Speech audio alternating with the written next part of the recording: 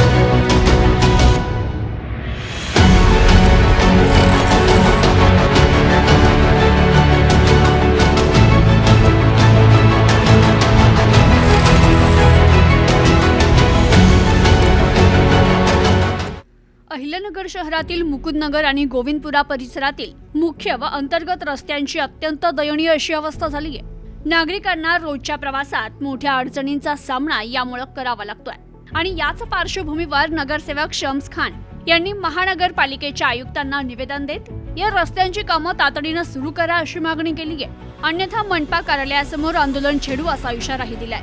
निवेदनानुसार अहिल्यानगर शहरातील मुकुंदनगर भागातील दोन्ही मुख्य रस्ते 11 वर्षापूर्वी तयार झाले असून सध्या या रस्त्यावर ठिकठिकाणी मोठमोठे खड्डे पडले।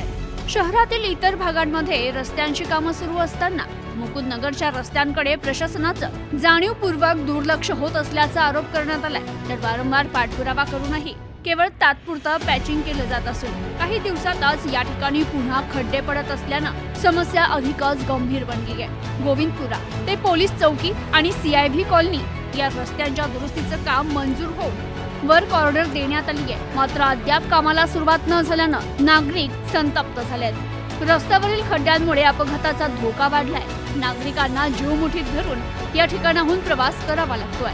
याच पार्श्वभूमीवर शहरातील मुकुंदनगर आणि गोविंदपुरा भागातील मुख्य व अंतर्गत रस्त्यांची कामे येत्या 8 दिवसात सुरू करावी, अन्यथा स्थानिक नागरिकांसह मनपा कार्यालयासमोर आंदोलन करू असा इशारा नगरसेवक शम्स खान आणि फरहान शेख यांनी दिलाय।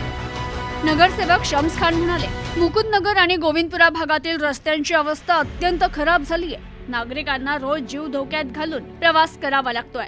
अनेक वेळा प्रशासनाकडे पाठपुरावा करूनही केवळ तात्पुरती दुरुस्ती केली जाते। संबंधित रस्त्याचं काम मंजूर असूनही प्रत्यक्षात काम सुरू होत नाहीये, ही अत्यंत गंभीर बाब आहे। तरी प्रशासनानं येत्या 8 दिवसात काम सुरू करावं, अन्यथा नागरिकांसह तीव्र आंदोलन करू असा इशारा देण्यात आलाय।